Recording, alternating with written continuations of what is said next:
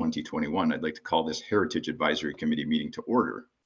Item number 1 on the agenda, procedural notes. This meeting is being held electronically as per section 19 of the town's procedure bylaw number 6228-19, as amended due to the COVID-19 situation, and will be live streamed on the town's YouTube channel.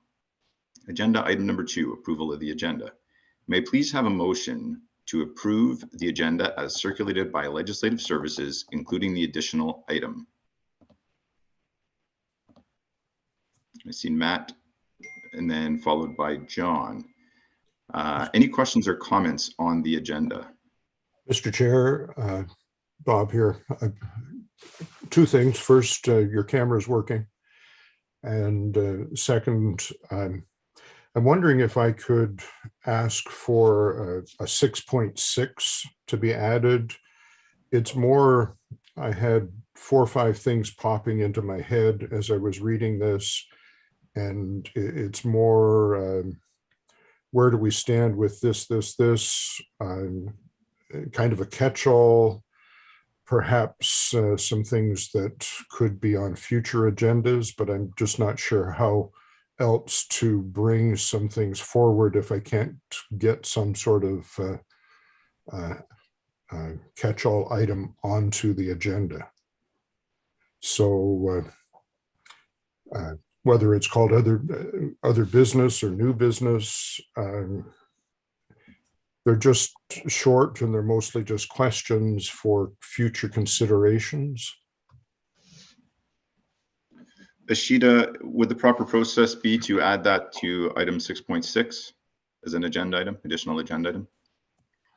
Through you, Mr. Chair. So if this is something that staff can address and bring back, then I would suggest that if the member is willing to, maybe inform the committee and staff through via email about the items, because that's the process we are following at this point in time. If there are any items that the members would like to see, then they can let the staff liaison, which is Prashanthi, know in advance, and she can prepare and provide a fulsome item to the agenda, as opposed to because if we can add an item, but if there's not enough information for that item at this point in time, then I would suggest that if the members are willing, then we can maybe perhaps circulate the questions or any future items, perhaps offline to the staff liaison, and then they can come back prepared for the next committee meeting, and that way the committee will have more information available as well. Respecting that, if I think that would be the best way to address it. Okay, Bob, it sounds like there are miscellaneous items and other items you'd like to discuss. There are things that we have brought up at previous meetings that seem to have disappeared, and I'm disappointed that I can't do it at a public meeting, but if it's just a matter of me sending 6 or 7 questions to staff with my fingers crossed that they will make a future agenda. For example, you asked a few months ago about Heritage Conservation District signage. I'm wondering about that item. I'm not wondering for an answer tonight. I just wanted to put the bug into staff's ear about that and several other items. But if that's the only way we can get this forward, then so be it. I will send an email.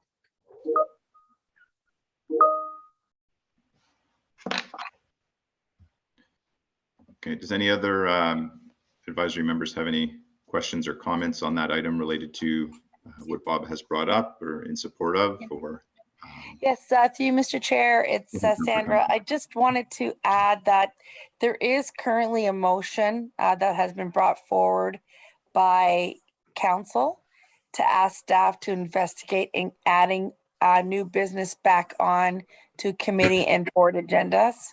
I don't know if anyone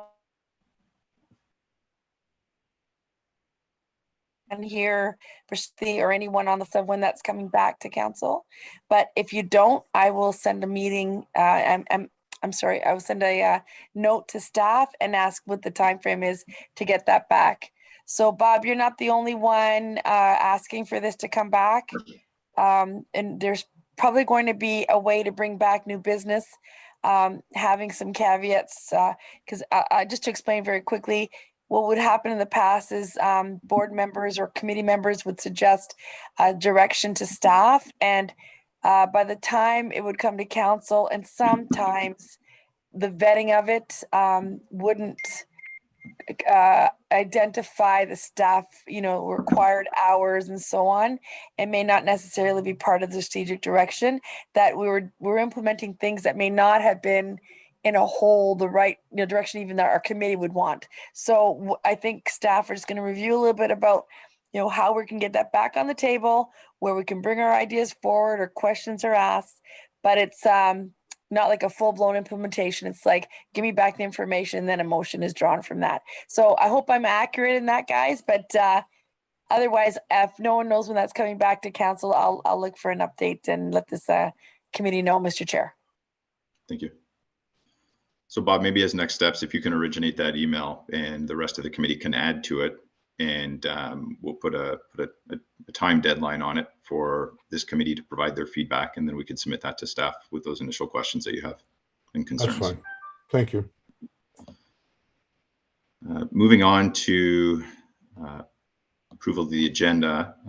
No further questions on the agenda, so I'll call a vote. All in favor?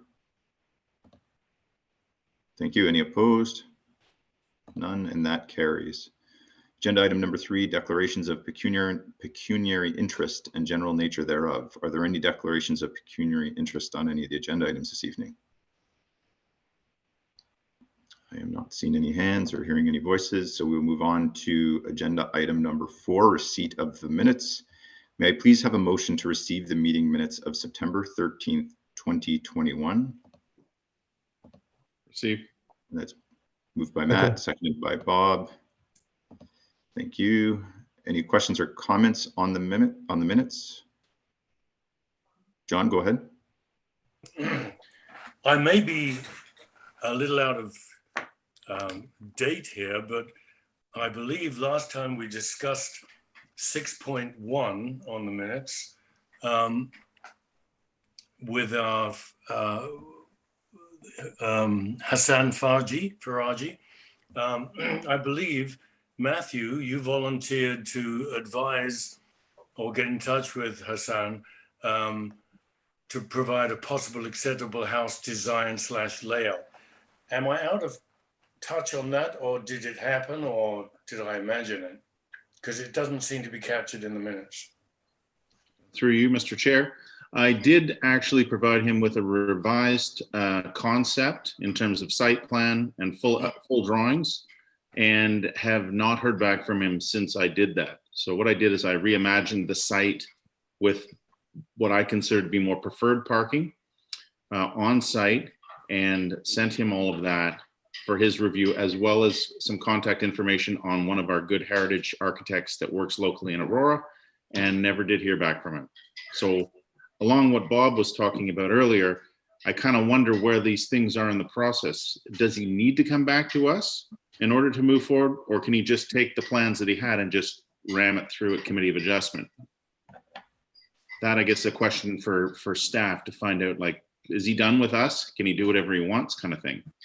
Yeah, my question though is, it didn't seem to be captured in the minutes. So therefore anybody viewing the minutes wouldn't have even known that you made that offer. Right. So that's my, that's why I raised my hand about that. And you did what you said you were going to do. That's terrific, in fact. Yeah. But I'm just wondering, the minute taker didn't seem to capture that. Okay. That's all. Sorry for the roundabout answer. No, that's okay. Matt, clearly out of scope, but I think the committee's quite pleased and happy that you did that. So thank you for doing that for the town. Prashanthi, do you want to answer that concern from John or the question from Matt on the advice he provided? For sure, and through you, Mr. Chair, I can offer the committee an update on where we are with 74 Center Street. So, following the consultations with Matthew Kinsella, like Matthew has advised everyone tonight, the owner has reached out to a more experienced architect and they have worked on revising the drawings, which has been submitted to the town. On October 4th, we met with our design review panel to discuss matters of site design, so parking layout, waste storage, landscape treatment, and matters that are relating to that. And since then, the owner as well as the architect that he had retained, they've put together a revised proposal, which has been submitted to the planning division. We've reviewed it and determined that it can move forward to the general committee meeting for a decision. As you may recall, the heritage permit expires on December 13th, and so a decision has to be made before then. And so up until this point, since 74 Center Street has come back to HAC numerous times, and the owner has taken comments that have been provided to them up until this point, and they have incorporated those comments into the design. And so the revised proposal is now being considered for the November 16th general committee meeting, and then for that decision to be ratified at the November 23rd council meeting. So that's kind of where we stand right now. And so if anybody has any other questions, we can maybe discuss maybe offline. I can provide a comment. Yeah, go ahead, Bob. I'm not sure if it fits in terms of speaking to minutes. I'm surprised that that item is not on tonight's agenda. We were able to see the first, I think, 2 rounds of plans, and I'm not sure why we're not able to see the latest. And through the chair, matters when something comes to Heritage Advisory Committee for the committee's consideration, comments are provided to staff for further consideration. And so the reason why after the July 6th general committee meeting, why it came back for a second Heritage Committee meeting was because the design had substantially changed. It had gone from a double duplex to a triplex, and so staff considered that as a substantial change. The scale has not changed. So from our previous meeting on September 13th, it's still remaining as a triplex, but matters relating to parking, architectural details, and so on, those were the committee's main point of concern. And so because Matthew had offered to kind of represent the committee's suggestions, and that he had offered to work directly with the owner, we kind of took that as the owner acting like, in good faith and making sure that they are taking the suggestions that were provided by HAC. And so staff were of the opinion that it didn't have to come back to HAC. And so which is why we had progressed it to the November 16 general committee meeting.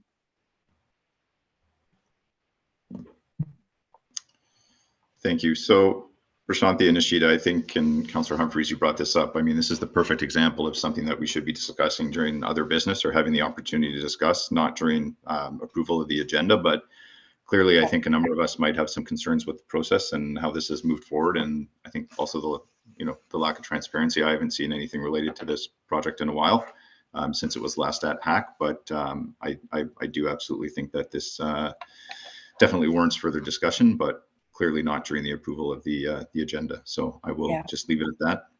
Yeah. And through you, Mr. Chair, my apologies. I just wanted to add that this really deserved a tie of the loop here, especially that Matt reached out. We had no idea that as Matt said, that they even considered Matt's suggestions. So as much as we appreciate staff doing that work, and I appreciate that very much, I think as a courtesy, it could have been brought here as here's what the latest is. And really, we don't know if he's going to, make all the changes that Matt recommended or suggested. But anyways, thank you for that. I appreciate that. And you're right, Mr. Chair, it is a good example. Okay, do we have any other comments or questions related to the minutes from the September 13th meeting?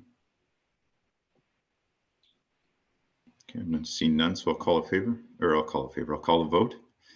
All in favor? Aye. Any opposed? Not seen any, so that carries. Okay, moving forward to delegations this evening. We have one delegation delegation this evening. Delegation 5.1 is Gordon and Aaron Hating, residents, item 6.5, tree removal permit application 144 Temperance Street. To the delegates this evening, please state your name and be reminded that you have 5 minutes for your delegation. I'm Gord Hiding at 144 Temperance. Thank you, Gord. So you're good to proceed, and if you can keep your comments to approximately 5 minutes, that would be appreciated. Okay. I apologize if my format's a little unschooled, but essentially we're trying to redo our backyard with landscaping and a pool plan. So we've gone to the arborist report and we've submitted a plan to the city. And I think at this point, we're just waiting for feedback from the town on this. Okay. So when it comes to process, what we normally do is receive your comments and then move this down to the proper agenda item where the committee will have a discussion. Do you want to provide any additional comments, perspective on the removal of the trees, the purpose? This is an opportunity for you to provide a bit more context on what's been put forward to us in the hack package. Okay. I mean, in general, there's several trees that are in question, and while I do love the trees, and of course we'll replace them with the ones we can, but they're old Norway spruces, so they're quite tall. Which is nice. But on the other hand, they drop quite an enormous amount of sort of tree garbage on our lawn, needles and sap. And in the report that the arborist did, there's a lot of photographs of what the tree leaves behind. And essentially, we can't really grow grass. It's kind of like the forest floor, which is great, again, if you're a squirrel, but it's not so good for the kids. As I said, it's dirty and sappy. And we want to put in a small backyard pool. And of course, both the trees with the garbage and the roots, it's been highly, highly, highly recommended that they be removed and replaced with something more friendly to using the backyard and the pool itself as well. I guess important things are they are very tall and large. And they are not a non-native species, of course, the Norway spruce. And we are hoping to replace some. We were recommended with sugar maple, et cetera. And again, kind of the largest we can get into the space as a sort of replacement. And of course, we'll do the fence as well, et cetera, et cetera. So a nice clean look, nothing fancy or crazy, but we are hoping for the town's support in redoing the lot line. Great, thank you. Thank you. May I have a motion to receive and refer the comments of the delegation to item 6.5?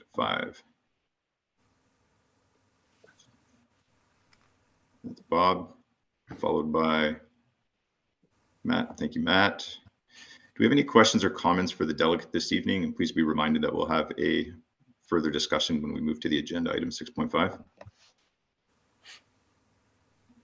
Any questions to the delegate from the committee? Oh, Go ahead, John. I'm just curious, how many trees are we talking about? The arborist recommended 5 trees. How many are on the property right now? 8 of significance, yes. The same species, so they're all Norway spruce. No, there are 5 Norway spruce, and there are also, I think it's an ironwood tree, which we love, and that's fine. And actually, I don't think the report details what the others are, but there are just the Norway spruce are the ones under consideration. So it's just the Norway spruce that you'd like to remove, 5 of them. Exactly. Okay. Additional question for you, just from the images that I saw, these are all along the fence line, is that correct? That's correct. Okay.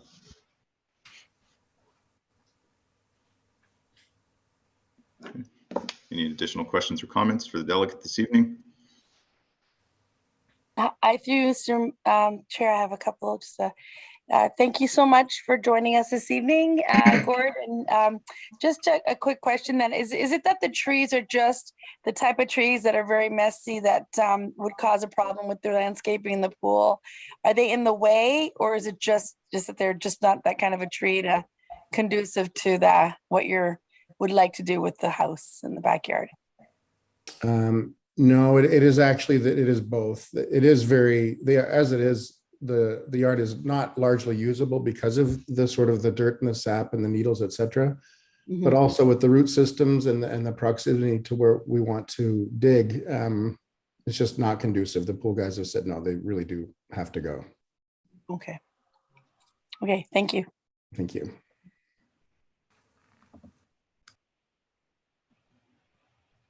Okay, if we have no further questions or comments for the delegate, I'll call a vote. All in favor? Aye. Any opposed? See none. Thank you. Appreciate your time this evening. So we will we'll discuss this matter at 6.5, item 6.5. Thank you. Moving into matters for consideration at this point in time. Agenda item number 6. Yes, please go ahead, Bob. Sorry to interrupt. I'm just wondering, would it help in terms of delegation tuning in that 6.5 be dealt with first? We could possibly do that. I don't have any concerns. If we were to move item 6.5 up in the agenda order. Sure. Through you, Mr. Chair, I will second that if that's possible. Sure. Yeah, I was just about to ask, Bob's motion if we can have somebody second that. So we'll be moving agenda item 6.5 up to, let's call it 6.1. John, go ahead. I will second that motion. Well, we've had Councillor Humphrey second that motion. Sorry, Why don't we call a vote and say all in favor? We'll get this show All on the in road. favor. All in favor? Thank you. No one opposed. Aye. Okay, so we will move to 6.5. Just bear with me for a second. So moving 6.5 up to the next item under matters for consideration. So item 6.5 is memorandum from Planner Heritage Planning Tree Removal Permit Application 144 Temperance Street. May I have a mover and seconder to put the item on the floor for discussion? I'll move it. Matt has moved, and Bob, I see you as the second. 6.5, that the memorandum regarding tree removal permit application 144 Temperance Street be received, and that the Heritage Advisory Committee comments regarding the tree removal application 144 Temperance Street be received and referred to staff for consideration and further action as appropriate. Would staff like to speak to the item?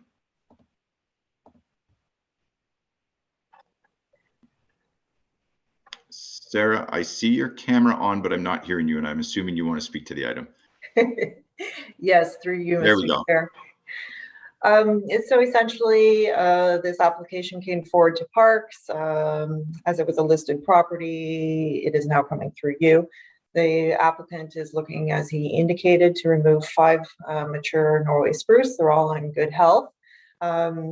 But due to the pool excavation, their root plates will become compromised. Then they'll be subjected to significant wind load and potential failure. So we understand that being in a residential neighborhood and rear yard, that's an issue. And so there is really no way forward other than to remove those trees on the rear lot lines. So they form a hedgerow. They're very close together. So they're, as you can see from the photos, they're not a really full crown on them. They're somewhat sparse. And they, as the resident indicates, they are fairly messy and non-native. So from what we've seen from the initial landscape plan from the consultant for the resident, it more than compensates the value of the trees that need to be removed. There's an extensive amount of landscape that they're looking to put in. At this point in time, we didn't have a dollar value when I drafted the report for yourselves on the value of the landscape and the size and caliber of the trees to go back in. But that's certainly something we will work forward with the resident and their consultant on should the committee approve or recommend the removal. Thank you. At this point in time, does the committee have any questions or comments? Go ahead, Bob. Thank you. I did, prior to a couple of days ago, went by the house just to see how visible from the street. The tops of the trees are, as we were just told, are quite sparse. You can't see the body of the trees that much because of the home. So in terms of streetscape, I don't think that it would change too much of the streetscape. I'm disappointed that the trees apparently are healthy, but we're not supposed to comment on that, even though it's in our report. What I'm wondering through you, Mr. Chair, to appropriate staff, if there could be a brief explanation of compensation policy. I don't quite understand how one puts a value, and just to whom is money going. I got mixed up when I was reading the report in terms of compensation. So through you, Mr. Chair, compensation policy, the town has a tree removal and pruning and compensation policy. And as part of that policy, there's a valuation process. So it is based on the aggregate inch method. It's a method to calculate the value of a tree. It's approved and highly recommended through the International Society of Arboriculture. And it takes into consideration the health of the tree, the caliber of the tree, the species of the tree, and replacement, what it would take to replace it in equal sizes, how many trees it would take to get to that diameter of the caliper. And then a valuation after that mouth calculation is done, that gives you the value of the tree. So essentially the value of all 5 trees for the property is the 10,000 plus, I forget exactly, but the 10,200 is what the value of the proposed trees would be. So that then is, so to give you just an idea, then we hold that compensation. We take a security from the resident. Then that compensation is held by the town until they can successfully demonstrate that they have planted that value back into the landscape. And if they are unable to do that on their properties, as is sometimes the case, then the town keeps that value of the compensation, deposit the security, and we do planting on additional areas in town so that we retain the overall canopy of the urban forest. I appreciate that. Thank you for that information. So there's a permit fee of $427, but these 5 trees have a value of just over 10,000. The town is going to ask the resident for to hold a, whatever the word was you used, a $10,000 payment. Note is held by the town, and the expectation then is that the owner will replant $10,000 worth of tree on their property, and if they cannot, then you hang on to the difference of that money and plant somewhere else. Is that correct? Through you, Mr. Chair, that is correct. In addition to that, there are additional trees on the property, the ironwood that the resident referred to, and some other ones that would require protection during the construction of the rear yard. So as such, we would take a security for construction to ensure that those trees were properly protected. And in case there was a, God forsake, an accident or something and those trees were damaged, then we would hold a security on them in case it did need to be removed for whatever reason due to construction. In addition to that, I'm sorry, I just lost my train of thought. Yeah, essentially, yes, we would hold that 10,000, but I can tell you from what I've seen of the landscape plan, that the value of the landscape plan far exceeds the $10,000 value. And we will work with the resident to put in the largest caliber trees that they can facilitate in the space that they have. So our standard is a 60 millimeter tree as a minimum. So that's about a 2-inch diameter. And we've been working as of late with quite a few residents to put in a larger caliber, larger crown trees. So there's not such a difference in the landscape, and they're further ahead when they go in. Thank you very much, Sarah. Thank you, Mr. Chair. Thank you. So the scope of our comments today, obviously the heritage aspect and the heritage impact of the removal of these trees, and clearly it's any removal of large mature trees is negative, but it sounds from the comments from staff that there will be quite a bit of effort in replacing those trees with the largest possible trees possible or available. Any other comments or questions? Yes, through you, Mr. Chair. Just Go ahead, a quick Conserve. one. I didn't read anywhere to Ms. Tenkamp that these trees they're not heritage protected trees. Just to double check that. I don't think they are, but I just wanted to make sure. Through you, Mr. Chair, if I could just get confirmation. I didn't read it anywhere in the report, so. No, through you, Mr. Chair, that's correct, Councillor Humphreys. They are not heritage designated. Perfect, thank you. And Ms. Tenkamp has a huge experience in this area, and I take large consideration in her perspective. Along with that, the report from the arborist was very clear. There's no doubt that the trees are not, as Bob mentioned earlier, it's almost would have loved to hear that they weren't in the greatest condition, but taking a look at the pictures of them, they're quite spindly. They get to a point where they're so tall and they're not full. And so hopefully the type of tree that gets back in, I'm sure our Parks Department will recommend the best type to replace with, and a lovely tree that's going to even enhance the area more, grow and fulfill, fill that area a little bit better than what's there today. And I do know that the neighbors are trying their best to keep the heritage aspects, which are important to us here. So I support what we're hearing this evening. And thank you so much, Ms. Tenkamp, for coming tonight and sharing that information. Thank you. Well, if there are no further comments or questions, I'll call a vote. Okay. All in favor? Aye.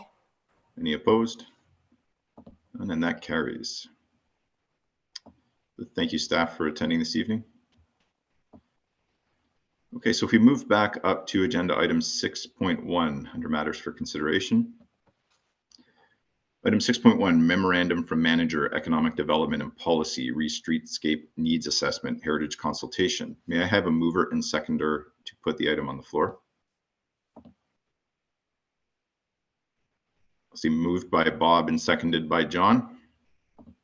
Thank you both. So the item that the memorandum regarding Streetscape needs assessment heritage consultant be received, and that the Heritage Advisory Committee comments regarding Streetscape needs assessment be received and referred to staff for consideration and further action as appropriate. Would staff like to speak to the item? As well, I would like to mention that we have the consultants in attendance for any comments or questions from the committee.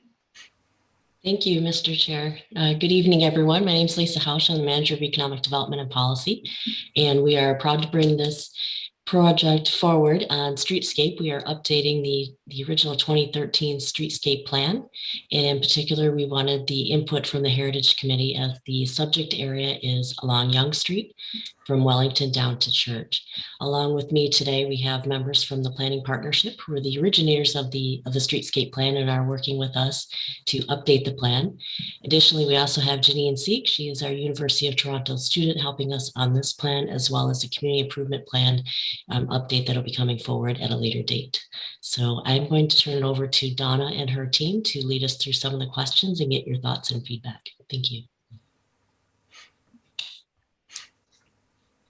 Thank you very much, Lisa. I'm going to just make sure that my colleague Andrew, oh, there he is. maybe just wave out so people see where you are on the screen. There's Andrew.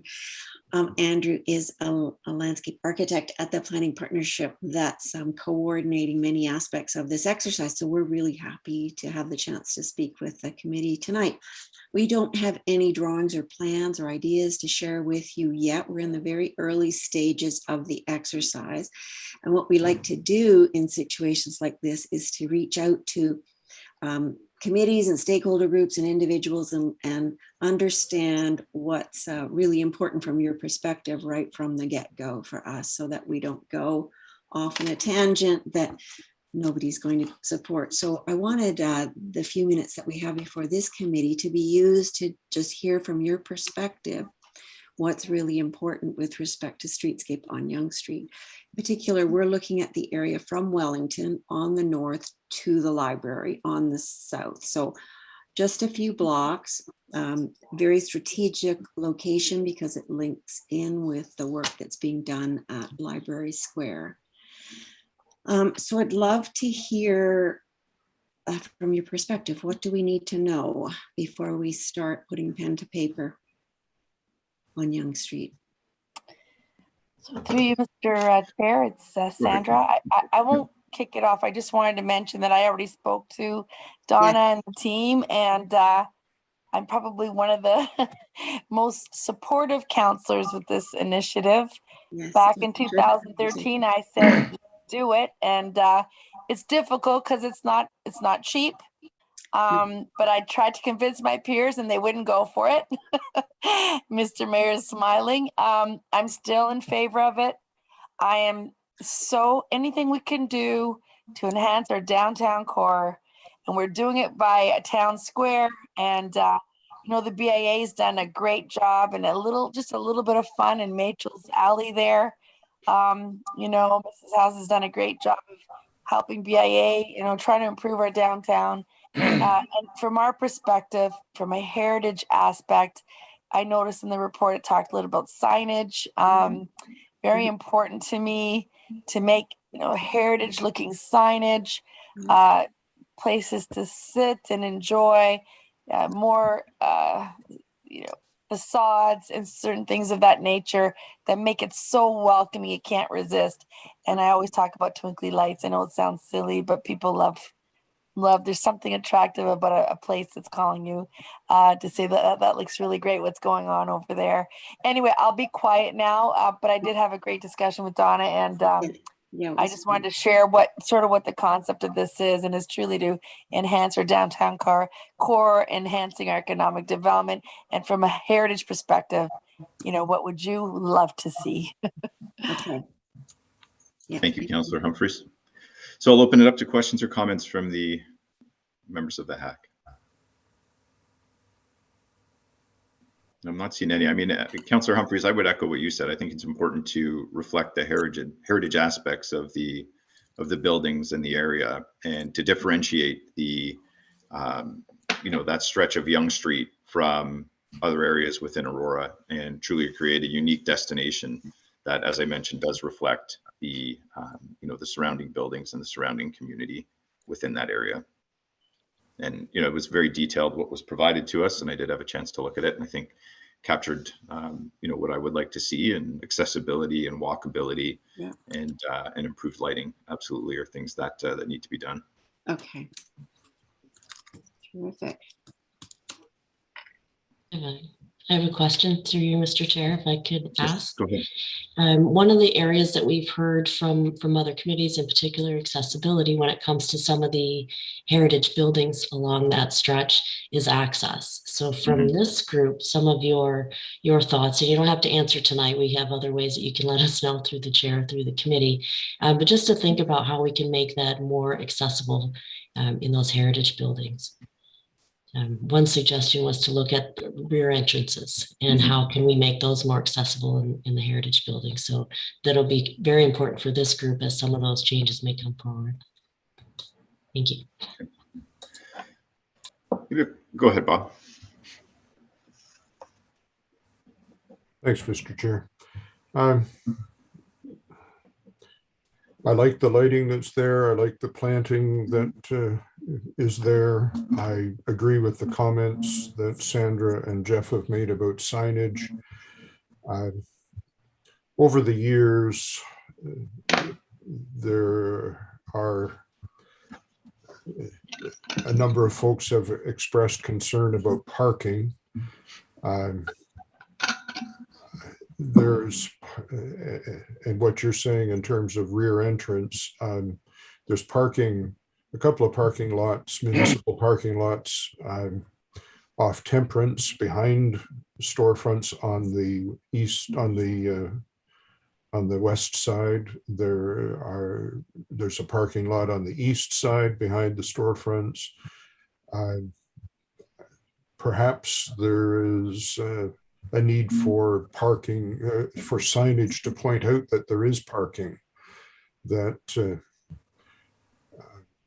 I'm just not sure that people that drive down Yonge Street know that there's off Yonge Street parking available. And I wish you well with the challenge. It's tricky since Yonge Street became a 4-lane highway through the center of town. That I liked it better when it was 2 lanes and there were maple trees along that stretch of downtown, but that's an old comment. But that's actually a good reminder for us to hunt down some historic photos. That would be really interesting to try and learn from them. Councillor Humphreys, I see your hand raised. Yes, through you, Mr. Chair. Just one other thing, and Bob just hit the nail on the head. We used to have trees, and maybe there's a way, and I believe there is in the report, there's some plantings and trees that are able to be put into the mix as well, even though it's a little bit of a more narrow streetscape as it used to be. But definitely a way to help enhance that with more plantings and trees is a great idea. And I do love the idea of having that. Bob just mentioned, we've talked about it for so long, but people don't realize there is parking in the area. It's just, they just don't know where to look for it. The signage is, there's some signage, but we could probably really do a whole focus on appropriate signage in sort of a heritage manner where it's clearly delineated that, look, if you go, this way towards Temperance, there's parking, and so on around other areas, which, so the signage looks attractive and people know that there's parking available in these sort of hidden areas behind the stores. So yeah, absolutely agree with that, Bob. Thanks. I'm going to put a question out to Councillor Humphreys. Maybe it might be you or to the group, other members of staff. So if we're looking at the area from Wellington down to Church, why would we not consider around Church, Victoria, and Moseley, so we kind of encapsulate that whole area so it has uniform signage, uniform look and feel, with all the work and development that's going along to create a true neighborhood and a true look and feel for that, let's call it revitalization that we're doing. Yeah. Slightly bigger district. I can help answer some of that. In the initial streetscape plan, it's through the Aurora Promenade. So the planning partnership had put forward a full design for the entire promenade area. It was a huge marshmallow to try to chew all at once. So what we wanted to do is take a look at some key areas, and in this stretch is what was brought forward over the last few years. And then our friend COVID hit, so we weren't able to fully implement, which then gave us the opportunity to take a step back with the new official plan, an updated promenade plan, new accessibility, and there's new designated heritage buildings in that same stretch. So how do we take a look at that and bring that all into a new plan? So that's kind of the history in a nutshell. Right. And if I can add through Mr. Chair, yes, this is part of, it's called the promenade section. And it's a very focused area to do with more economic development in that core area. But, one really huge comment that we've talked about over the years is, we want people to come down and enjoy Yonge Street. But if people just want to go through, they can always use the bypass, right? Industrial. And I know Mr. Mayor has always, tried for a long time to have people understand that. And then when you're coming towards Yonge and Wellington, you want to be able to slow down and see what's happening downtown, park and enjoy. So absolutely something to consider when we're evolving the streetscape, to think about those who want to go as a destination and those who don't, that they can learn about the bypass and really use that when they want to get through town, right? Thanks. Great. Yes. Go ahead, John. Yes, for you, Jeff. One question I have, because this is a promenade and because this more than suggests walking, what additional safety measures are being planned to make sure that people are safe and that people that are in a car and that maybe are in a hurry are not being conflicted by pedestrian traffic and vice versa? I can weigh in on that a little bit. We don't have a design yet, so we can't speak specifically about particular safety measures, but we can look at examples of centers, big and small, right across the province, where they have a regional or arterial or provincial roads that go right down through the middle of town. And one that I often think about is Highway 2 through Oakville, or Highway 2 through Coburg. And those roads go from being fast moving streets to slower paced road environments through those urban centers. And so the safety measures are things like on-street parking. The safety measures are things like seeing the friction from people sitting out in patios on the sidewalk and having street trees along the way. And so they're cues to tell cars to slow down a little bit through the urban center of Aurora. So we'll be looking at that whole suite of things that come together to create a different environment. And part of that environment is making sure it's safe for pedestrians to be on those sidewalks. Okay.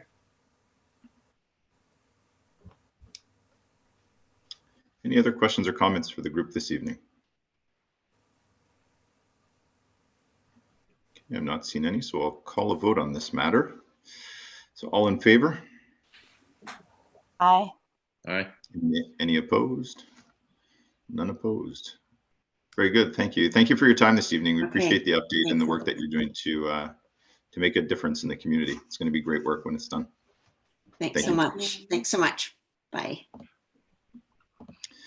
Okay, we'll move to agenda item 6.2, Memorandum from Heritage Planner Review of Aurora Register Evaluation Methodology. First, we have a presentation from Dan Curry, MHBC. Welcome, Dan. You have 10 minutes. Thank you, Mr. Chair. My name is Dan Curry, MHBC Planning, and with the consulting team that's been retained to complete this project. Vanessa Hicks, Robin McIntyre are also with me, part of our team. And then I would also mention that the project is being done in coordination with a steering committee that's been struck with Brashante and other members of town staff, as well as Mr. McRoberts, Councillor Humphreys, and Councillor Gartner also sit on that steering committee and are with us through this project. And I guess I should have been bringing up my presentation as I was talking. That would have been more efficient, but I'll just bring that up. Mr. Chair, can you see a presentation on the screen?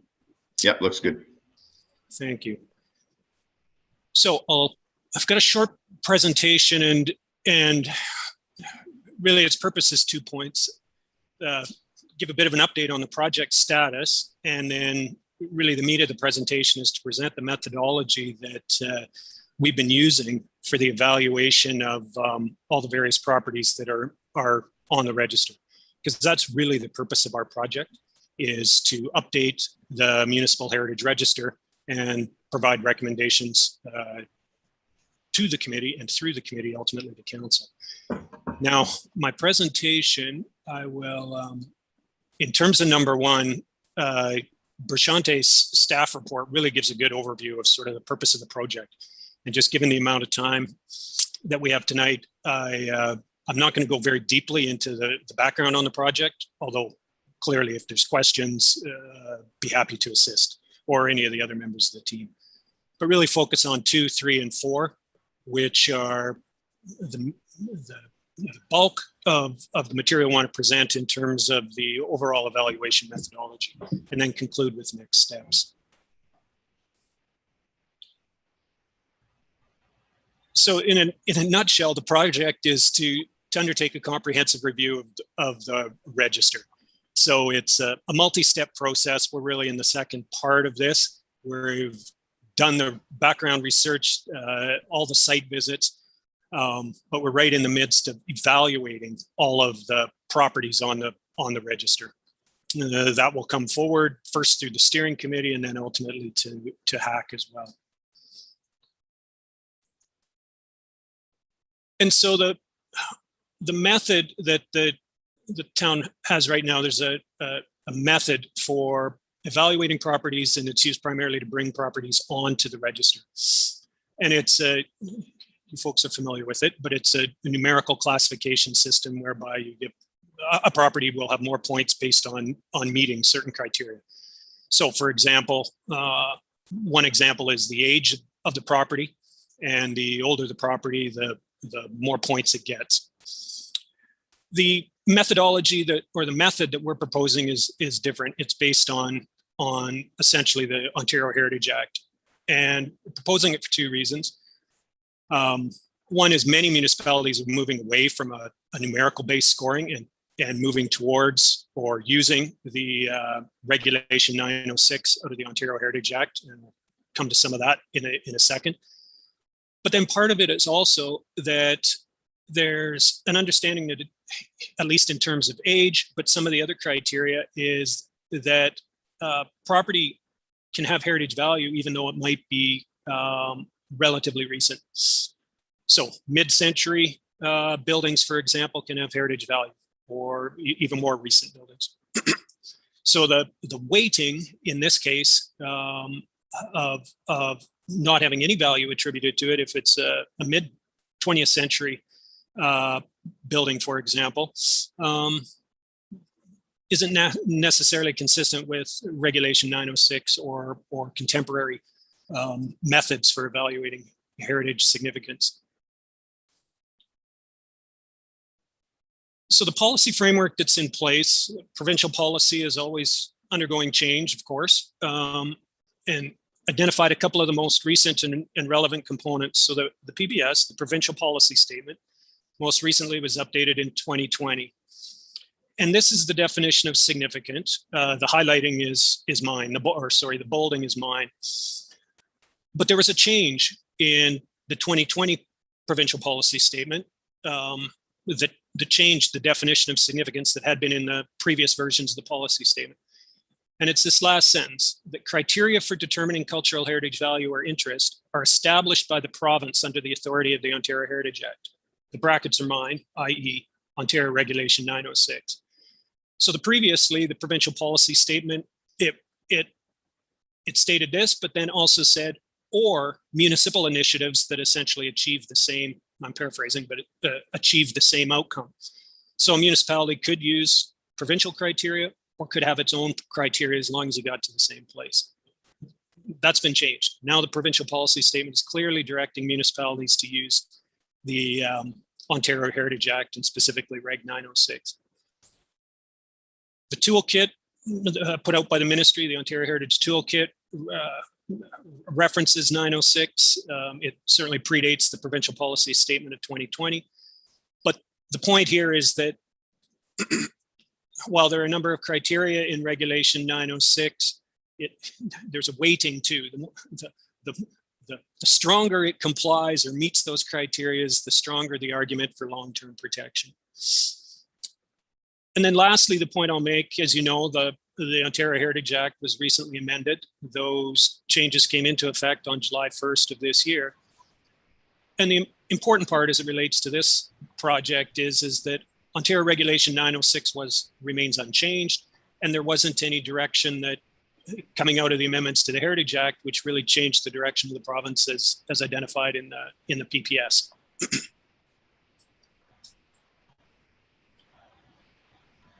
This is Regulation 906, and the point to make here, or really what I'm trying to make on this slide is that 906 identifies three categories of criteria. There's 9 criteria in total, but the category of design or physical value, category of historical value, and then contextual value. So these criteria cover all or most of the same criteria that the town has in the existing evaluation method that you use. The other point to note is that the Act states that a property need only meet one of these criteria to be considered significant and worthy of long-term conservation.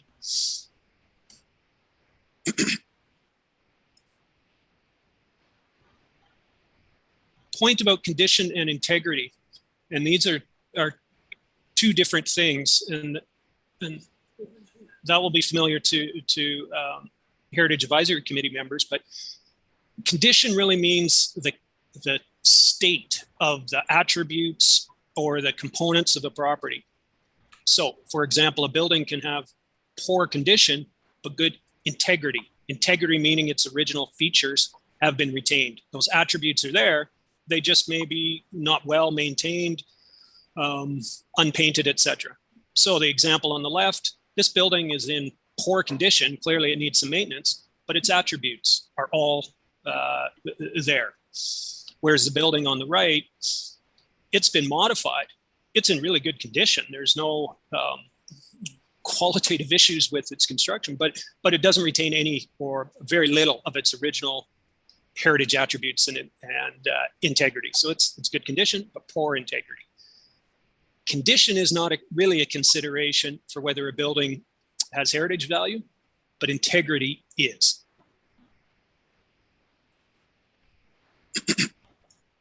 And so the method ultimately that we're going through in terms of the outcome of the review of the Aurora Heritage Project is that all of the properties on the register, the ones that are listed, will end up in one of 3 categories. There will be some, fairly small number, that are not good candidates for conservation and will fall into the category that we recommend should be removed from the register.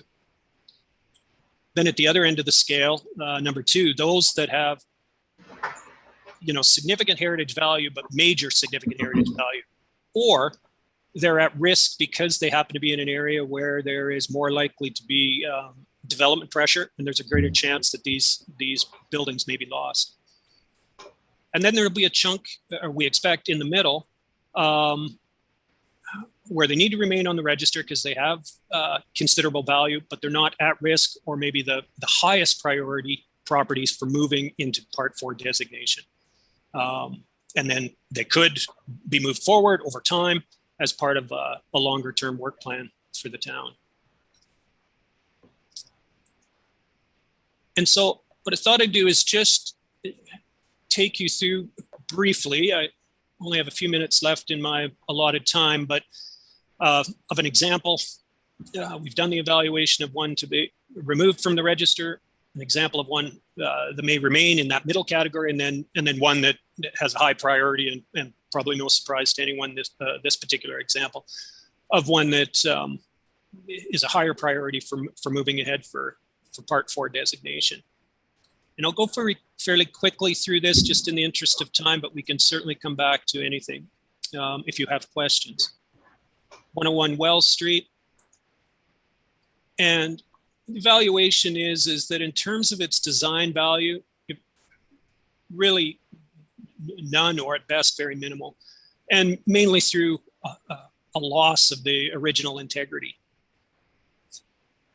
No real strong associative or historical value. And then similarly, while it does support the character of the area, no important physical, functional, visual, historical links to its surroundings. So this would be, at present, we're not through all of the evaluations, so some of these may change, but this would be, at this point in time, an example of one that has little or no value and should ultimately be removed from the register.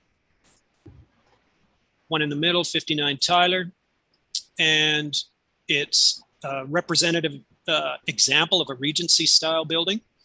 So it's got design or architectural value, very strong historical or associative value based on the history of that property.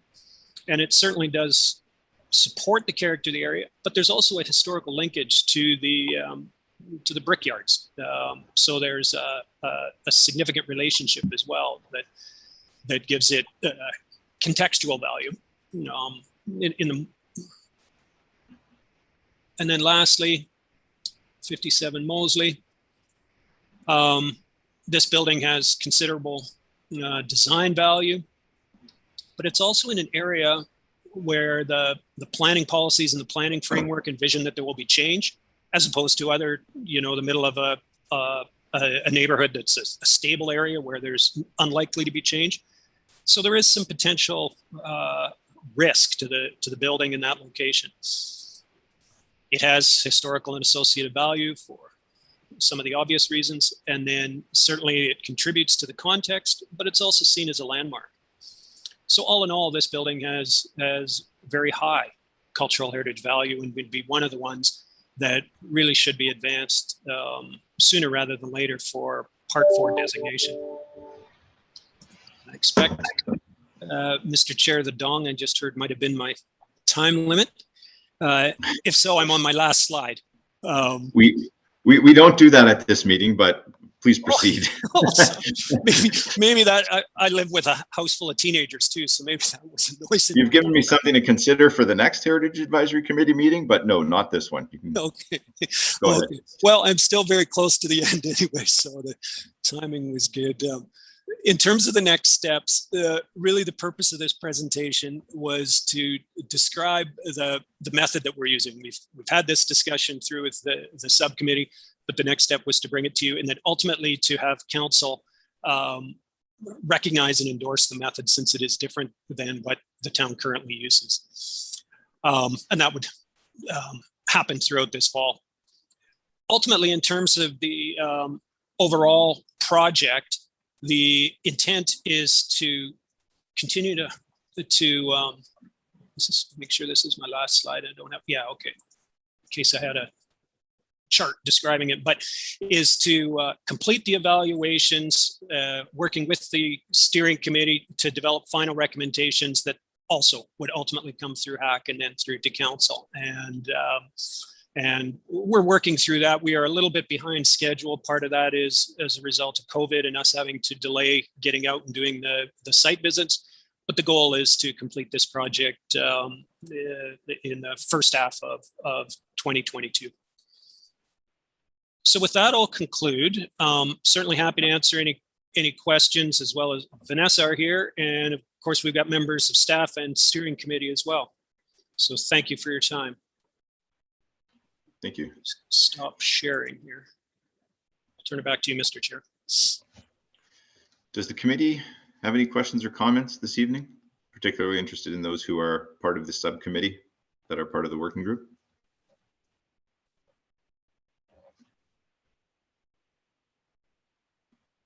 Go ahead, Bob. Thank you, Mr. Chair, and thank you, Dan, for the presentation. It looked a little familiar. I don't have a question for Dan, but maybe for the ears of Dan and his team, but it's perhaps through you, Mr. Chair, to town staff or Councillor Humphreys and the mayor. I read in the report that following this meeting, the matter will proceed to the next general committee meeting, followed by a council meeting for the formal adoption and recognition of a new approach for evaluating properties. And I'm just a little fuzzy on the timing. I think at some point it would benefit the Heritage Advisory Committee, and in particular, whoever is on the evaluation subcommittee, to have some practice on evaluating with the new criteria before it actually counts, or to have some training, perhaps with the consultant as a live guide, or using examples such as we saw tonight from the consultant team. My fuzziness is, part of me is thinking perhaps the Heritage Advisory Committee will no longer need an evaluation subcommittee for a number of years if all 400 properties are already evaluated. And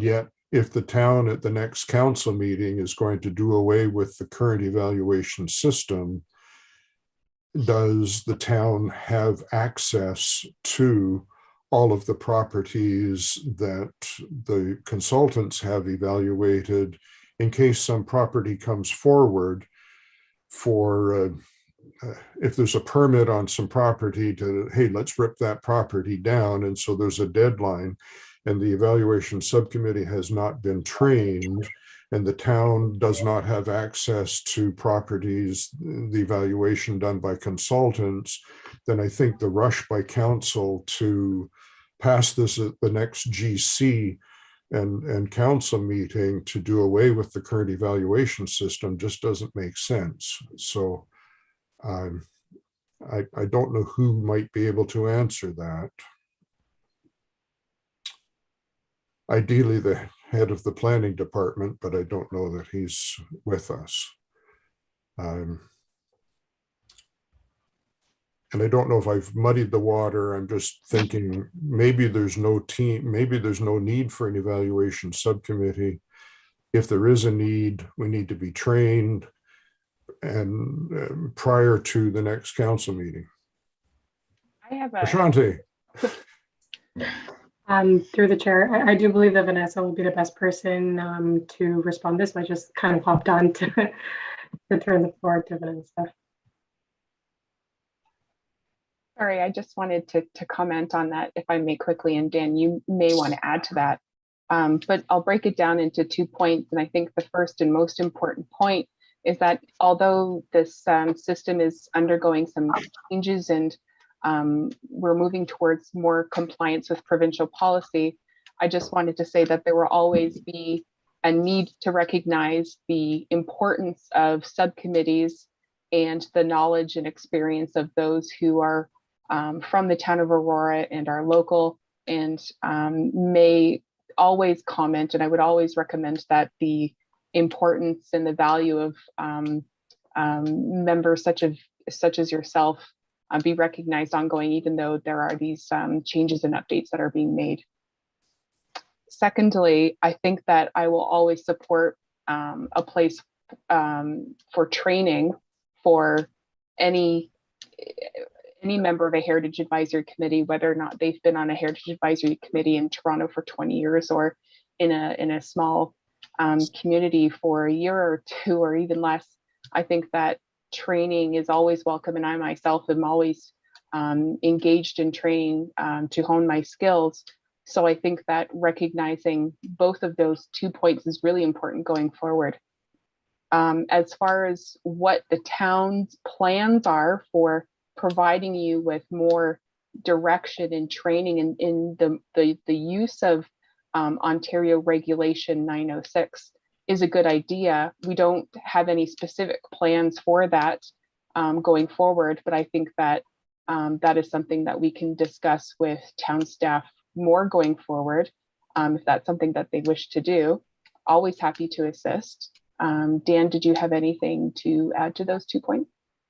No, I was going to say the last point, so that's good. Thank you. Well, thank you, Vanessa. I would just point out to those on the Heritage Committee that Vanessa is a former Bershante in terms of heritage consultant for the town. So she's pretty familiar with the streets and buildings on the street. So I would consider us lucky in that respect. I'm still concerned that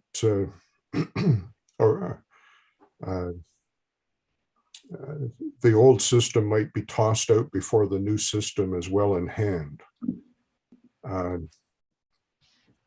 But I would appreciate some more in-depth, rather than here's the criteria on paper. I think it's beneficial to take a case and see how it actually works. I appreciate the examples tonight. For example, just from what Vanessa was saying, from contributions from this committee, the third building, the Masonic Lodge, I would put a check mark on the left column beside people. If one were to see inside the membership of that building, it is phenomenal in terms of the leadership of Aurora over the decades. Anyhow, 2 cent Bob, over and out. Thank you, Bob. Go ahead, Chair? John. Yes, I'd like to echo Bob's comments, and in particular, the Masonic Lodge.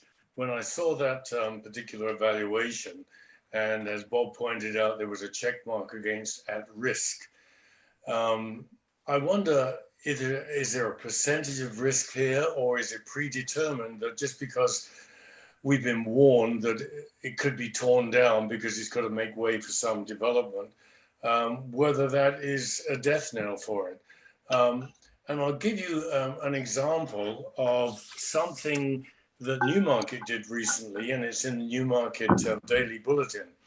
I believe I'm right in saying there's an address on Davis Drive, 415, and it was the house that's a prominent business person and merchant lived in and built. And although the new owner wanted to tear this whole place down and wants to put up a multi-story apartment and was willing to take a few artifacts from that building and a plaque, the council said no. It's been recommended that it stays intact and that house will not be torn down.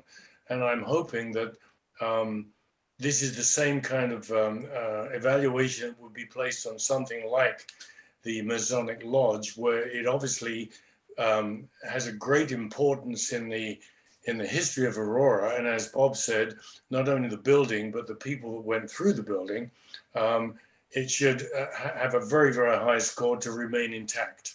And this is just a description of one item. And so I guess my bottom line here is the at-risk designation. Is that sufficient just to say that, or is there a good description as to how much at risk it is and what it's going to be replaced with, for example? Sure.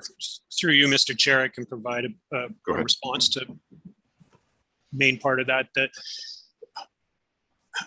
I guess there's two points to make. The first is the purpose of categorizing the inventory in the way that we've suggested, the 3 categories, and then in particular to this category of those properties that have the highest value, is to recommend then that ultimately they be moved ahead to be designated under Part 4 of the Ontario Heritage Act, thereby giving them the maximum amount of protection that the municipality can provide. And there will be properties in there that make it into that category for a couple of reasons, because they have considerable heritage value, because they have the historic value, design value, or other things like you've mentioned that are attributed to this particular building. The at-risk component is really broad and application that we're applying. And really it's just to identify that there are some of these properties that are in locations where redevelopment of those lands is more likely than it would be in other cases. So it's one way of trying to make the distinction between all the properties that'll remain on the list, i.e. those in category 2 and in category 1, by identifying that you probably should move ahead with these ones sooner rather than later, because not only do they have value, but because of the underlying planning policies, they may face greater redevelopment pressure. That's it. We haven't looked and we don't intend to look sort of specifically at each one of those properties and is there some particular characteristic that makes them more at risk than another. It's a very broad application just to provide some criteria as the basis for our recommendation that these, I don't know how many they'll be at, Mr. Green. Maybe it'll be 20, maybe it'll be 50, maybe it'll be 100, but how many that sort of fall into that highest category of priority. That's really its purpose. Okay. Thank you. Councillor Humphreys, I see your hand up. Thank you, through you, Mr. Chair. And just a couple of things. I do think we should probably get a little bit of training, the team that does get together. So through Mr. Chair to Prashanthi, perhaps we can get the group that gets together to do the assessments, that we do get a little bit of training before this, if it does get adopted in to council. So I'd like to see that happen for sure, so that we're comfortable with that and we understand, run through a few, so we know what to do moving forward, because once we're left on our own, we're going to have potential places coming up like they do, and we're going to have to understand how to go through and use the new, I guess, rating process. So that's really important. And just a quick question. I'm just kind of, my mind, I was going thinking back how this all started. It was just to make sure we, there was these listed properties that are there for so long, and some shouldn't be there, some should. And we had our existing rating policy, and I don't know if that was, I'm going to throw it out there. There's no need to answer if you feel like answering, but I thought our rating or the way we were doing things was fine, and that we would use this. But I guess we're trying to. Are we getting with the program? Is that what we're doing here with this policy that we're utilizing? Is this what the province is using, or we should be updating our skills and our way of doing this in order to truly protect heritage in a way that it won't get argued, or well, it can always get argued, but this is the right assessment moving forward. We do assess. Just a quick, I'm sure it is. I just wanted to. Through you, Mr. Chair, yes, that's really the basis of our recommendation, is that this is the system that most municipalities throughout the province are using or are moving to using, and in our opinion gives you the strongest footing for protection of and conservation of your heritage resources, is when they are evaluated and are on your register, because you have used regulation 906. In our opinion, most of the properties that you have on there, had you used 906 in the first instance, they would be there. But this process is to really finalize that and give you that security, I guess. Security, absolutely. No, that's right. Thank you, Dan. I appreciate that. And I think that I'll be looking it over, and hopefully we can get together and do a couple of trial runs before this gets approved, so that the a team that gets together, assessment committee, I'm happy to be one of those. We could do a couple of trial runs and make sure that we're approaching this properly. But thank you very much. It's a very good presentation. And honestly, I'm very excited about this moving forward, because just like you mentioned, instead of us scrambling, we're going to have lots done, lots to do, but at least a strong methodology to get us there. So thank you. Thank you, Councillor. Any other questions or comments from the Heritage Advisory Committee? Not seeing any hands or hearing anyone. So if there are none, I will call a vote on the matter. All in favor? Aye. Any opposed? I'm seeing none opposed. That carries. Thank you for your time this evening. Thank you very much. Thank you. Take care. Okay, moving on to item 6.3, memorandum from planner Heritage Planning, re-heritage permit application file HPA 2021-14. The address is 15356 Young Street, the Knowles Redmond House. First, we have a presentation by Bruce Hall and Wayne Morgan. Welcome, Bruce and Wayne. You currently have 10 minutes allocated to your presentation this evening. Thank you, Mr. Chair. My name is Bruce Hall. I'm a partner with the Planning Partnership. And I have Wayne Morgan with me, who is a heritage consultant, heritage planner.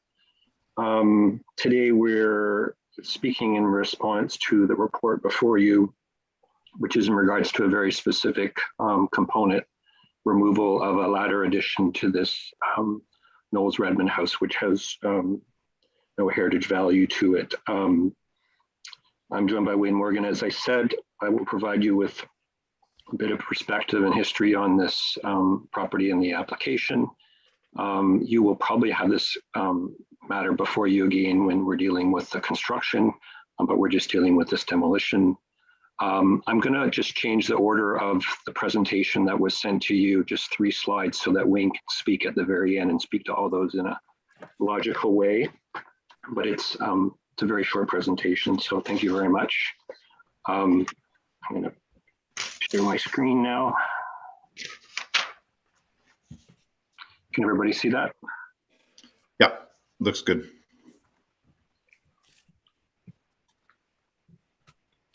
So we originally submitted this overall application back in 2017. And in November 2017, when we went to council, there was some concerns expressed by the Aurora Historical Society and the Ontario Heritage Trust, who has an easement and an interest in this property, as well as council. And we told council that time that we would work with these groups from a heritage perspective to resolve their concerns. And in doing that, we met a number of times over about a 2.5-year period with the Aurora Historical Society and the Ontario Heritage Trust and ERA Architects, who was acting, advising the AHS. And through a series of workshops and some changes to the plan, as well as making some other enhancement proposals, we came to a satisfactory resolution to address the concerns of the AHS and subject to the approval of the Ontario Heritage Trust, as well as some of the neighboring residents. So this, as I said, happened over quite a long period of time, and we were quite happy to go through this process. My client was, and we resubmitted a revised proposal in April 2021, and we're hopeful that we can take this matter back to council early in the new year. In terms of the planning context, we're within the promenade we've heard a little bit about tonight, and this promotes intensification of varying scales throughout the promenade. We're around this area right here. Half is downtown shoulder and half is promenade general. And in general, this permits apartments, a minimum of 2 stories up to 5 stories. And one of the key tenets is protection of heritage character within the area is important. In terms of what we're speaking about tonight, it's the piece of ladder addition on the back of the Knowles Redmond house. And just to put it in context, this is Hillary House to the north and Horton Place to the south.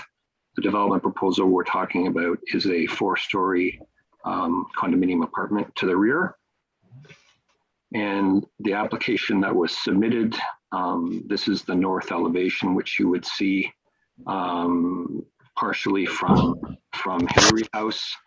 And there was some comments through design review panel about the character of this building and the amount of glazing. And so we went back and forth with the AHS and the OHT and ERA Architects and reduced the scale of the project considerably in terms of height and bulk. And also you can see the character of this was changed to make it seem much more residential, less glazing. These appear as more kind of the rhythm of individual units with front doors onto AMUs, and really bringing down the scale. So as you're standing on Yonge Street and looking at Knowles Redmond House, this building really hits in behind the view and doesn't peek up over the top as it previously did. And you can see through this drawing what the red line was the previous building envelope, reduced quite a bit in terms of overall height There was some rooftop amenities, so we've taken off a full floor and a floor of residential, scaled it back here to fit within an angular plane. And as well from the west, you can see that the bulk of it has come down quite a bit. In terms of the changes, it still has a key preservation strategy, which is preservation of the Knowles Redmond house and integration of it, its restoration, and Wayne will speak about that briefly in a minute. Reduced from 5 to 4 stories, a total overall height about 6 meters coming down. The GFA was reduced by about 10,000 square feet, or about 22%. The units have been reconfigured. They're not as large as they were. There's a few less units. And the refinements to the exterior massing materials have really helped the building better relate to its surroundings, particularly on the north side in relation to Hillary House. And so make significant on and off-site enhancements for Hillary House in order to protect it, buffering, landscaping, etc. So I'm going to turn this over to Wayne right now. Okay. Can everybody hear me? Am I coming through? Okay, Yes, I see heads nodding. Yep. Okay, it's the subject properties on the west side of the Northeast Old Aurora Heritage Conservation District. And there you see it outlined in blue. And as Bruce mentioned, it's between Hillary House to the north and Horton Place to the south. And the Heritage Conservation District Plan speaks about retaining and restoring identified heritage buildings, that the design of new development must be sympathetic and compatible with the heritage resources and the district, and that it can provide for contemporary needs. And it also speaks to the Yonge Street corridor, about the high value of heritage buildings to be conserved along Yonge Street. And not included in the slide, but there's a comment in the plan specifically about this property that says the plan does not preclude the future consideration by the town of alternative types of development for the property at 15356 Yonge Street, which incorporates the heritage building, which is what we were doing. The next slide. So the proposal is to conserve and restore the Knowles Redmond house, which was constructed in 1907. And it's to maintain the historic residential use of the house. So there will be one residential unit in this building. And it involves the removal of the previously altered rear tail wing. So this is a subject of the permit application. The original wing, as I showed in my heritage impact assessment, was built along with this building, but it was only 1 story and it was much smaller in size than you see right now. So all that aluminum siding structure on the rear of the building is what is proposed to be removed.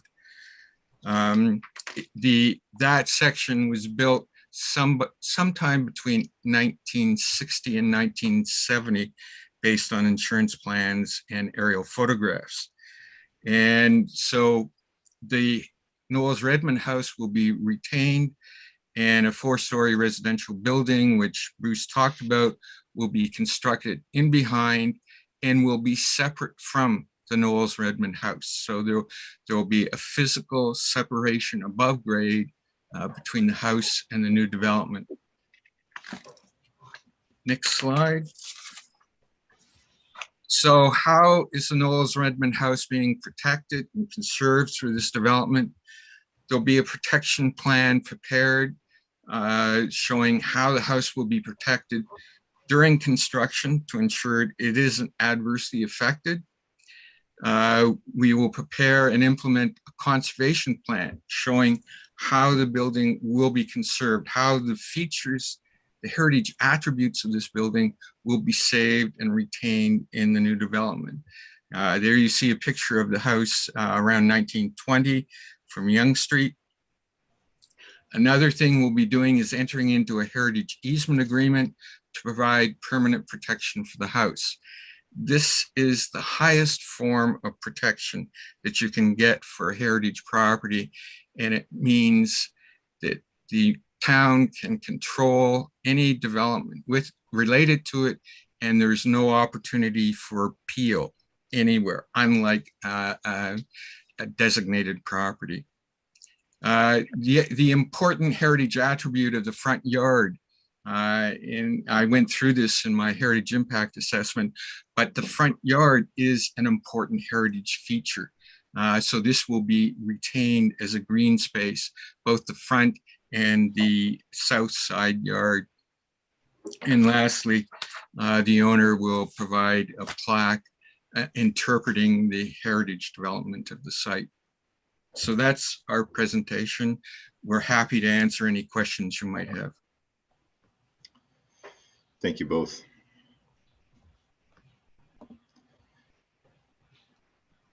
So what I will do is ask for a mover and seconder to put the item on the floor for discussion. And if I can get a verbal mover. I'll move it, Jeff. That was Matt. Thank you, Matt. Second. Yeah. I'll second it. Thank you, Robert. So the item that the memorandum regarding heritage permit application file HPA 2021-14 be received, and that the Heritage Advisory Committee comments regarding heritage permit application file HPA 2021-14 be received and referred to staff for consideration and further action as appropriate. At this point in time, would staff like to speak to the item? Thank you, Mr. Chair. Bruce and Wayne did an excellent job with providing us with the history and how the project has evolved over the time. And I just wanted to say that what we are considering tonight is going to be the removal of the two-story tailwing that's located at the rear of the house, especially for the construction of the underground parking, loading, and waste storage areas for the proposed development. And as noted in the report, and as well as outlined in the Heritage Impact Assessment, the tailwing is not considered as a necessary or essential component of the Edwardian custom architectural style in which the house has been constructed in. And it wasn't determined to be a heritage attribute in the Heritage Impact Assessment. And so staff have reviewed the application, and based on the guidelines of the district plan as well as the Heritage Impact Assessment, staff are satisfied that the removal of the tailwing for the house will not adversely impact the heritage value of the dwelling.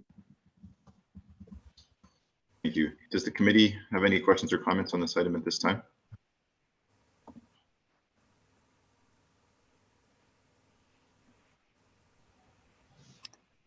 Not seen any. Jeff, just a quick through, Mr. Chair. I'm sorry. Just wanted to thank the developer to, in terms of providing an easement around the Redmond home. It is the highest way of protection. And I do appreciate that very much. I'm looking forward to that house being restored to its former glory and utilized as a residential building. I think that's really great. Thank you very much for that. Thank you, staff, for the clarification that at this point in time, what we're looking for is comments on removing the tail wing of the house, as we anticipate that this property will be back to us in the near future for other comments. So if there are no comments or questions regarding the removal of the tail wing, I'll call a vote. So all in favor? Aye. Aye. Aye. Any opposed? Not seen any. That carries. Thank you both. Appreciate your time this evening.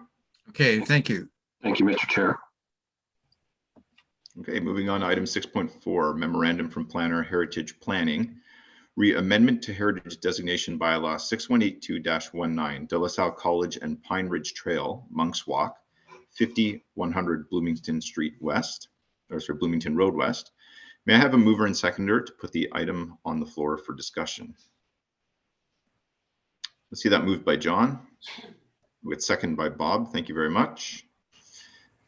And this item, that the memorandum regarding a proposed amendment to the Heritage Designation Bylaw 6182-19 be received, and that the Heritage Advisory Committee comments regarding a proposed amendment to Heritage Designation Bylaw 6182-19 be received and referred to staff for consideration and further action as appropriate. Would staff like to speak to this item? Thank you, Mr. Chair. So this item does relate to a proposed amendment for Heritage Designation Bylaw 6182 for 50 to 100 Bloomington Road West. The subject property was designated in 2019 as a cultural heritage landscape under Part 4 of the Ontario Heritage Act. During our April 5th HAC meeting, town residents requested through delegation that the Heritage Designation Bylaw be reconsidered to acknowledge the true history of the Pine Ridge Institution. Since then, staff have undertaken a thorough investigation of the matters that were presented at the meeting and have gathered the facts of the events that did happen at Pine Ridge during its time, during the time that it operated, and based on the review. Staff are proposing an amendment to the Heritage Designation Bylaw. So just very briefly on the history of the property. So since in 1950, the province had purchased the building and converted it into a residential facility for males 16 years of age and older with developmental disabilities. And this stemmed from the overcrowding of the Huronia Regional Center that was located in Orillia. The facility was renamed Pine Ridge in 1974 and continued to operate until its closure in August of 1984. And during these years, it has been reported that the residents were emotionally, physically, and psychologically abused when they were in the care of this residential facility. And for this reason, staff are proposing an amendment to the historical associative value section of the Heritage Designation Bylaw to acknowledge the history of the Pine Ridge Institution. Staff are also going to be recommending that a commemorative plaque be erected on this site at the owner's cost to commemorate the true history of the Pine Ridge Institution. And if so this item has been scheduled for the November 16th General Committee meeting for a decision. And if council decides to proceed with the amendment, a notice of intention will be served on the property owner, at which point the owner has up to 30 days to object to the proposed amendment. And if there's no objections to the proposed amendment, then we will bring forward a amended designation bylaw to be enacted at a future council meeting. And so if committee members have any questions, I am happy to answer them. Thank you, Prashanthi. Does the committee have any questions or comments on this matter? Go ahead, Yes. John. Prashanthi, I have one question. You mentioned the owner. Who are the owners right now? The current owner is the province. It is the province. Yeah. It's the province. Okay. Yeah. Under okay, Service Ontario, for example. Yeah. The owner. Okay. Just curious. Thank you, John.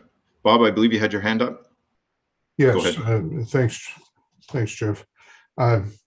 Just one question to clarify on page 404 of the report, or page 219 of 266. It says the building housed over 170 residents until its closure in August of 1984.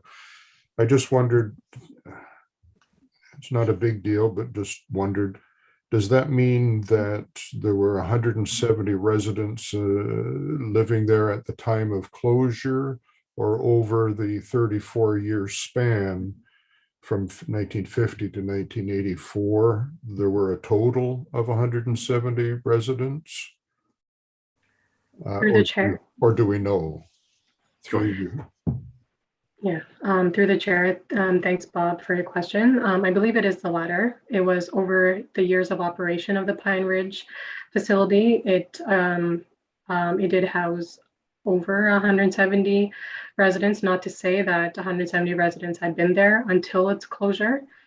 But yeah, through the research that staff undertook, it was there was nothing that we could find that stated specifically how many residents were there at the time of closure, but it is believed that there was just shy of 200 residents throughout the duration of the operation of the facility. Very good. Thank you for the information, and thank you, Mr. Chair. Well, any other questions or comments this evening from the advisory committee? Okay, if there are none, I will call a vote. All in favor? Aye. Aye. Aye. Any opposed? I'm not seeing any. That carries. We've dealt with item 6.5. So moving on to agenda item number 7, informational items. Informational item number 7.1, memorandum from planner, heritage planning, re-alterations to a listed heritage property, 53 Metcalfe Street. May I have a mover and seconder to put the item on the floor for discussion? I'll move it. Moved by Matt. Thank you, Matt. And seconded by... I'll second. Thank you, Bob. There you go, Bob. Thank you very much. Informational item that the memorandum regarding alterations to a listed heritage property at 53 Metcalfe Street be received for information. Would staff like to speak to the item this evening? Thank you, Mr. Chair. So the purpose of this item is to inform the committee about a forthcoming building permit application for a listed property, which is 53 Metcalfe Street. So the owners are proposing to remove and replace the existing veranda and the attached garage to perform the required repairs and waterproofing for the original foundation. So this is a listed heritage property. So under the Act, it does not require a heritage permit. On September 9th of this year, staff met with the Heritage Working Group to evaluate the property. And it was determined that since the proposal is not for a complete demolition, that a scoring exercise would not be required, but that the proposed works shall be sympathetic to and maintain the heritage character of the house as well as the neighborhood. And as such, the property will remain on the Heritage Register pending the completion of the comprehensive review of the Heritage Registry. Just a brief overview of what's existing versus what's proposed. So the existing veranda is just about 9.7 square meters in size, and it will be replaced with a new veranda footprint of approximately 19 square meters. And the existing 25 square meter attached garage will be replaced with a new attached garage with a footprint of approximately 39 square meters. The current porch is representative of a 4-square Edwardian porch style. The proposed porch can be described as a Georgian open porch design style, which is common within the Town Park neighborhood. And some examples of the open porch styles that currently exist include 41 Metcalfe Street, 46 Mosley Street, and 52 Mosley Street, which are all within close proximity of 53 Metcalfe. And in regards to the proposed attached garage, it will be a beige board and batten siding, which is consistent with the existing garage that is currently on the property. And staff are satisfied that the proposed porch and attached garage are consistent and compatible with the styles that exist within the Town Park neighborhood. And so we are just bringing this matter forward as an information basis, just so that the committee is aware. Thank you, Prashanthi. Does the committee have any questions or comments for staff this evening? Okay, I've not seen any. So if there are no comments, I'll call a vote on this item. All in favor? Aye. Aye. Any opposed? I'm seeing none, so that carries. Moving on to item number 8, adjournment. So unless we have any other items, last minute items, which I don't believe we do, may I have a motion to adjourn the Heritage Advisory Committee meeting this evening? See a motion from Matt, thank you. Can I have somebody second that?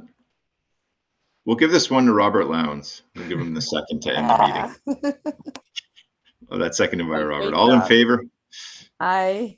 Aye. Great job, Mr. Chair.